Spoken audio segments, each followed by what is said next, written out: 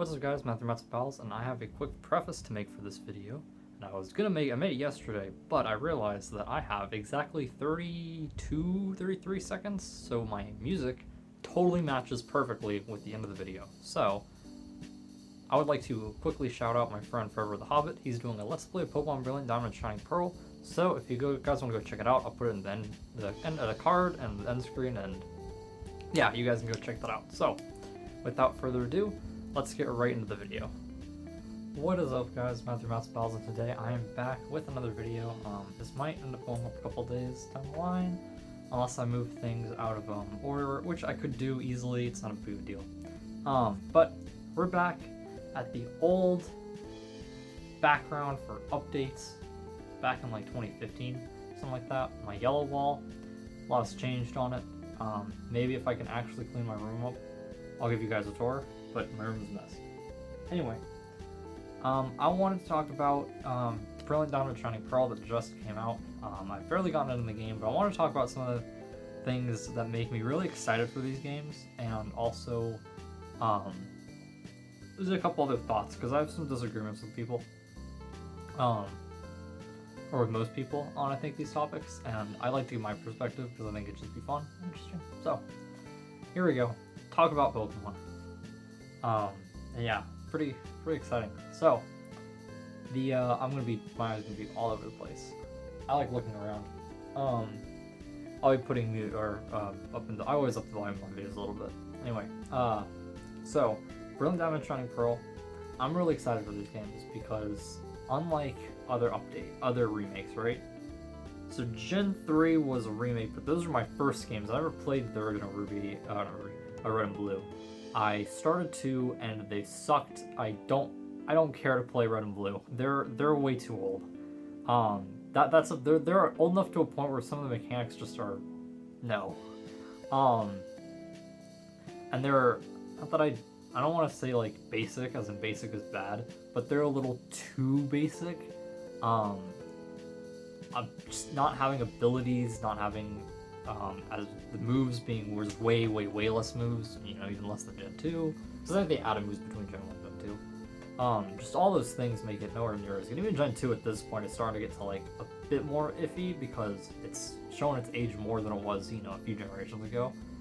But I got into Pokemon from Gen 2 for my friend. My first game was Gen 3. I had Leaf Green and Fire Red. And then I got Gold. And then I played Ruby and Sapphire. Early elementary school. Then late elementary was Diamond, Pearl, Platinum. And Heart Gold, Soul Silver. So, naturally, I should have quite a bit of nostalgia for Gen 4. Except that I don't. I've got, like, none. It's weird. You'd think I would, but I don't. I think Gen 4 is Gen 4 is my least favorite of the Gen 2, 3, and 4. Or maybe I like it a little more than Gen 2, I don't know. I've got a few things I dislike about it. I never liked the sound styles much. I never liked the graphics.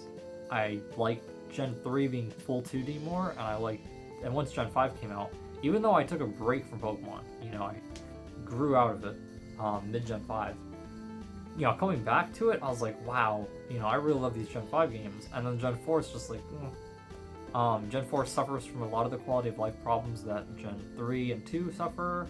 Again, we're just ignoring one altogether. One's got a lot of problems. All these are included, but I'm not as much talking about one because I don't have experience with Gen 1.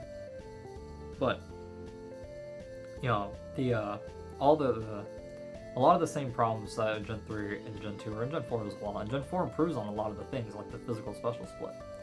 But for me, the graphic and the music style, I should say, the sound style, because the songs themselves are fine. The sound style I never loved.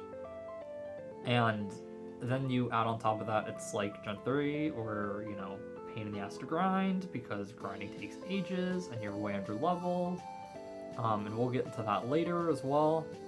I have a hard time really enjoying Gen 4, even though I love the underground. I think the fight area and all those places are really cool. There's a lot of things I love about Gen 4, but it's held back by this. It's just such a pain in the fucking ass to play. It's not. I think it's one of the least. I think it's one of the least enjoyable Pokemon games to just casually play. And I think the remakes are gonna really fix this for me. It's gonna be it has an orchestrated soundtrack, so I don't have to worry about thinking the sound is good. I think Gen 5 is a better synthesized sound chip. Me and I've got a friend who've talked about this before. That and like, was it Daigaikuten Simon? Technically is the name, or 8 Star Investigations 2. Those soundtracks are like perfect. Gen 5 and the Investigations, especially Investigations 2, perfect soundtracks. Gen 4 is just does not sound as good in my opinion. The songs are good, but the sound is just not as good. Then on top of that, again, I never liked the art style as much. I think the games were a bit slow and a bit of a slog. And those things are because those things are always there, the music and the graphics. They're always there. And I prefer either going newer. I think Gen 5 is just like clear step up in both ways, or I'd rather go back down to Gen 3 because I like 2D. And I don't mind the GBA soundtrack, honestly. I think it sounds fine. So those always hold me back, and then the quality of life things, that newer games have fixed are making a pain. And because I don't have the nostalgia that I have with like Gen 3, it's nowhere near as fun to play for me. And then on top of that, and that also with Platinum, Diamond Pearl itself has even more problems on top of that because there's no distortion world. It doesn't look quite as good because I don't think the volcano has like the lava in it. I think Platinum's volcano, and some of the graphics change there, and they look a little bit better in Platinum than they do Diamond and Pearl. Diamond and Pearl have 2 fire type lines, unless you don't want to use them. Well, some people like Rapidash. I've never used Rapidash, so maybe I could try that one time. But really, if you don't like Rapidash, it's either Infernape or no fire type, which is criminal. Like, that's just insane. So Gen 4 has always been lower for me. Even though there's a lot of things I love about it, it's always been lower for me. So I'm really excited for these because they're going to fix that, most likely. I'd say most likely because that technically there's a chance that they don't. But, I'm fine with TMs being limited. I hope we have access to getting more TMs easy post-game because after that, biggest thing for me has been like, even though I didn't do competitive way back, but it's same kind of thing holds true. If I want to give my Pokemon more diverse movesets, it's not fun only having one flamethrower and not being able to get another flamethrower at all. Then I have to play another game and get flamethrower and trade it. That's stupid. Okay, take this as an example. Chandelure does not get flamethrower anymore in Gen 8. It gets mystical fire. You have to cheat through a TR. You have to teach flamethrower. Not as much I don't mind. Well, I mean, raids aren't my favorite thing, but I can do the raids, and you can buy them too from the people in the wild area. But I wouldn't want to have to play Gen 4 and then teach my fire type that should teach my fire type that should for sure know flamethrower. Because they took it away, now it's just got mystical fire, which isn't quite as good, or something like that. I think that's what it is that Chandelure has. It's got something that's not a bad move, but it's not as good as flamethrower. So like I don't want to have that, and then I'm like, well, now I don't have a flamethrower to use at all. That's kind of minor play because it seems like Sword and Shield are gonna be the main games of this gen. Since they're not as connected, since there's limited dexes. You send something into your Pokemon home and either it's not gonna be able to come back like Let's Go, but these games play like an actual main series game, not Let's Go, so they probably can go back, but they won't be able to go. Some things at least won't be able to go to your other game. So they probably won't be like the main game like Oris became, since they were just there was more megas and stuff, so that was what we used for competitive all that.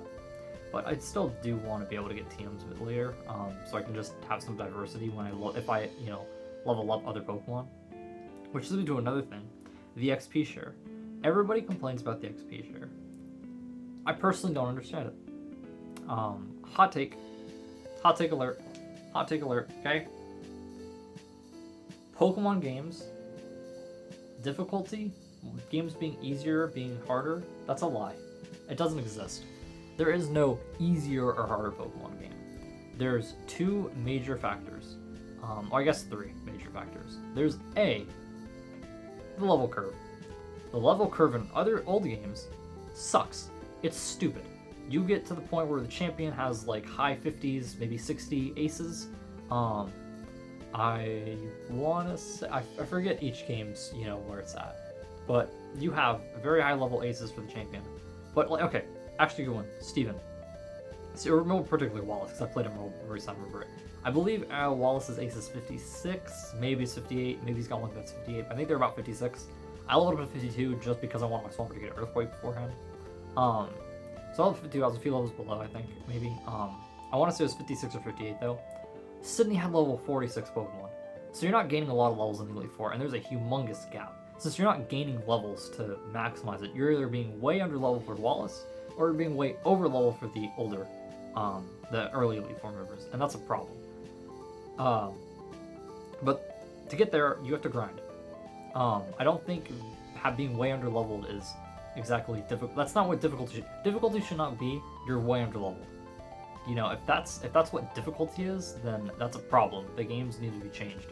So that's not how it's difficult. When you're on par with the other people you're fighting, just in general, there's only two things that cause actual difficulty. Being underleveled is not actual difficulty. And it's just stupid anyway. When you're on par, there's two things. A is important trainers having good Pokemon with diverse teams. You know, Hydreigon. Hydreigon from Getsus has Dark Pulse, Dragon Pulse, Flamethrower, and Surf. So, for me, when I had a team of... I doubled up on some types, which I don't always do. I had Galvantula, Ferrothorn, Excadrill, Crocodile, Samurott, and Darmanitan. Darmanitan was weak to Surf. Crocodile was weak to Surf. Excadrill was weak to Surf. Excadrill was weak to Flamethrower. Galvantula was weak to Flamethrower. Ferrothorn was weak to Flamethrower. Dark Pulse and Dragon Pulse are stabs. So while nothing was directly weak to either of those, right? Yeah, I don't think anything was directly weak to either of those. And maybe there was some resist there, like Crocodile, I think Dark resists Dark, so Crocodile might resist Dark Pulse, but there's Surf. Ferrothorn, I think, resists Dragon Pulse, but there's Flamethrower.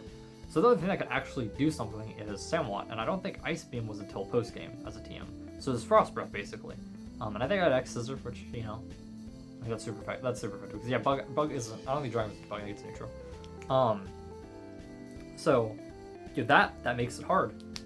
The other thing is your teams. Oh yeah, also, one of the big problems Gen 5, they made it so gym leaders never had more than 3 Pokemon. So they start off with 2, and then by like the third one they had 3, but they just stuck with 3 the entire time. That's not good. And the Elite Four only had 4 Pokemon, and I was stupid too. They should have 5. At least 5. And the gym leaders at the end should have at least 4, possibly 5, in my opinion. Another thing is your team. If you have a really good team, for example, my Emerald team was Swampert, Breloom, Torkoal, Magneton, Sharpedo, and Altaria. Fantastic team. I covered just about everything I needed to, hit about everything I needed to super effectively. Really good team. I barely lost any Pokemon. I don't Nuzlocke, but I kept track because it just didn't happen. I lost a Altaria once, and I really was just too lazy to heal. And then the Elite Four, you know, it gave me, specifically Wallace gave me trouble because Milotic and Tentacruel are tanky, and Tentacruel's also are poison, so Breloom wasn't as good there. That was really painful. I forget what moves they had, but they're just strong moves because like Magneton doesn't resist them, or the water. Then you've got what was I gonna say? Oh yeah, your own other team I had. Samurott, Darmanitan, Crocodile, like the last one. This is Black 2. Heracross, Magnezone, and Crobat. This team, the only thing they couldn't do was hit grass types. Maybe if somebody had HP grass, then yeah, I could have, but nobody had HP grass. So there's no way for me to hit grass types. Or water ground types. I never, because I didn't have grass moves. So that right there, it was a great team. I covered every weakness that I really wanted to. I think maybe one type I was kind of weak to. I think it was fight a rock. I had like maybe 2 rock weaknesses and only 1 resist or something. Or, you know, some things that like Heracross, you know, part bug, but also part fighting, you know, something like that. Or maybe it was water. Actually, you know what, might be water. I had Darmanitan and Crocodile weak to water. My only water resist was a Samurott. So yeah, water was a bit iffy. And again, I couldn't hit grass super effectively. So, like, nothing's perfect, but it was a really great team. In Black and White, I had Emboar, Scolipede, Gigalith, Seismitoad. No, not Seismitoad. Emboar, Scolipede, Gigalith, Jellicent, Electros, and who was the other Pokemon that I used in that game? Scrafty. Some of the Pokemon were good, and I liked them, and I've used them again. But together, like, none of these Pokemon had base speeds anywhere close to even like 90, except for Scolipede. I think I don't know what those speed stats are offhand, but none of them were that high. So I had a fairly slow team, and even though they were tanky overall, I'd switch out, take damage, take more damage, then get an attack off, then they'd come in with something. And even if I was super effective, I'd stay in, they do damage first because they're faster, and then it just whittled me down and it sucked. I hated it. Awful team. Then in my Ultra Moon, I was early game, XP share was on, and I was switching Pokemon out as I caught things. I was like, okay, I kinda wanna use this, okay, I guess I'll take this out. I ended up with Decidueye, Lycanroc, Zoroark, Noivern, Salazzle, and Magnezone. Magnezone was like the safe Pokemon for me. And I really like Salazzle, I really love Zoroark, but there was a problem with this team. In Gen 7, if you know this, none of those Pokemon get water moves, ice moves, or fairy moves, or ground moves. And you might be like, whoa, I think Lycanroc gets a ground move. No, it's a move tutor move in the post game. None of them through the entire main game. I did not have water, ground, ice, or fairy. My only way to hit Dragon type super effectively through the Dragon typing was Noivern. It was weak to them and kind of frail, even though it was fast. That team was a struggle. It was kind of fun looking back on it because it was a struggle, and that was difficult. In my opinion, Ultra Moon is difficult, and same with, I think it was Regular Sun. I was trying to mono Ice type, and it was hard. No, it was Ultra Sun. I was trying to mono Ice type, and I got stuck at one of the Totem Pokemon because the Totem Pokemon was just so much better than everything that I had, and it wasn't even the Fire one. It was a Rakwind. So when you have teams with major weaknesses, the games get difficult. If you build a perfect team, they're not. But if you have, you just kind of use Pokemon on a whim, you end up with weaknesses, and that's problematic. In X, it's Aerodactyl, Lucario, Roserade, Delphox, Bisharp, who I just caught recently, and who is my water type? Or do I have a water type? I don't have a water type, do I? It's Haxorus. I've got Haxorus. So, I don't have a water type, which I usually like having. But I'm struggling against fighting types right now because Bisharp is weak to fighting. Aerodactyl is weak to fighting, I think, or it's neutral, but they at least hit him really hard. No matter, it doesn't matter. I'm going to this later. Delphox hits him super effectively. Roserade resists fighting, which is nice. And then, what are the two Pokemon I said? Lucario, weak to fighting, and Haxorus, neutral. But the problem is, like, Thraw and Sock are tanky, and sometimes have sturdy, but they also have coverage moves. I'm pretty sure fighting types have used, like, acrobatics or something, or some flying move, which hits, those are super effectively. They all have rock moves, all of them. Fighting types are basically meant to have rock moves now, and they hit the flying type super effectively. In this case, they hit Delphox, because Delphox is a fire psychic type, not just a pure psychic type. So, that, that's given me and my friend major issues, because we both have a fighting weakness, and our Pokemon that cover fighting are weak to the coverage moves. So that's what makes the Pokemon games difficult. It's not the XP share. If you're on par, then, you're probably, I guess you're sometimes then maybe it is a cakewalk. I do think Sword and Shield maybe wasn't too bad for me until I got to Aegislash. Leon's Aegislash gave me so much trouble. But no matter, I think generally speaking, yeah, there could be an argument for some things, like maybe some have a bit more difficulty than others, like there's more challenging bosses or whatever. But generally speaking, especially because this is a remake too. This is a remake. I've always heard that Cynthia is one of the more difficult trainers in the entire series. And with that, I got stuck in the Elite Four when I was younger, though I also was only leveling up my starters, so I had like two or three Pokemon that were actually on par with the Elite Four, and like two that were way up leveled, and then somebody else. So it was Infernape, and then I had Quagsire and Tropiustar way under leveled, and then I had Giratina, and I think I had one of the Pokemon, I forget who it was, that was high leveled. God, who was it? I want to say Gliscor or Hippowdon, but that's also, I think, because I just got bodied by, was it Agatha? Or Bertha, that's her name, I think. Agatha's the ghost person. Bertha, or whatever her name is. I got killed by her. But no matter what, when you have a team that has weaknesses, and there's Pokemon, the bosses specifically, have good Pokemon, then it's not an issue. It is an issue to get over leveled, and Gen 6 and Gen 7 would have that if you just kept it on. But if you turn the XP share off, then you fall well behind. Like I said, my friend and I struggle with fighting types because fighting types have all the coverage moves, and as we would get to be like 3 levels below and further, as we didn't have the XP share on, this fighting types would just tear us apart because we can't cover, We send in a Psychic type, they hit our Delphoxes with rock moves and destroy us. We send in Roserade can't really do that much. And maybe they hit it with super effective moves. Everything else gets hit by super effective moves in some way. So there's, it was hard. That's where the difficulty comes from. Not as much the XP share. I do think, to an extent, they've made games a bit easier, but I think part of that is also things like, bosses only having a certain level of, or a certain number of things, or just a lack of diversity in like movesets and all that. But some of it, like gyms, gyms are naturally going to be easier or more difficult for the most part based off of what you have. If you have like Bryson's always easy for me because I really love Darmanitan, and Darmanitan just destroys Bryson. And if I've got a fighting type as well, like Herrick, well, you don't fight him in Black and White too. But if you got a fighting type or something, then or a steel type, or if you're in a rock type, it makes it even easier. But I love Darmanitan. I always have Darmanitan on my team, and Darmanitan destroys him. It's easy. I like Crocodile a lot, and I use Heracross in that Black and White 2 team. And combined, I hit Caitlyn super effectively with dark moves. I hit Chantel super effective with dark moves, and I hit Grimsley super effective double with Heracross. So, sometimes it's just naturally easier depending on who you use and who you like.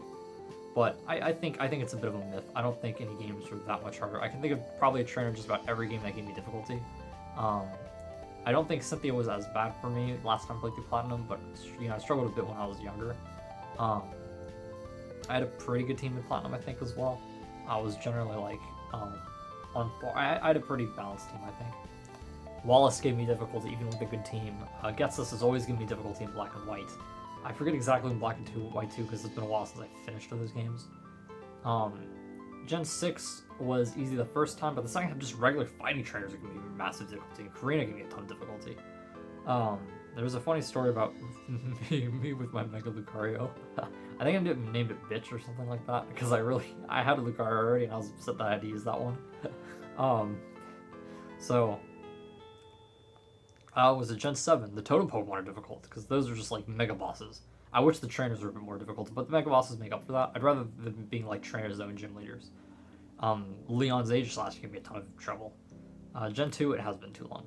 Gen 5, I'm not sure if Gen 5 specifically gave me trouble, but I think it was overall, nobody was like, I never thought it was super easy. Really, I can't think of a game that I thought was super, super easy, because even though it doesn't come to mind, I don't think I thought Sword and Shield was absurdly easy. Maybe it was a bit easy, I guess. Maybe, but if they balance the XP share well, this shouldn't be an issue in these games, especially because I've heard they're fairly faithfully adapted. Like things like movesets, I'm pretty sure Fairy type is in the game. I don't think they just ignore Fairy type for a game.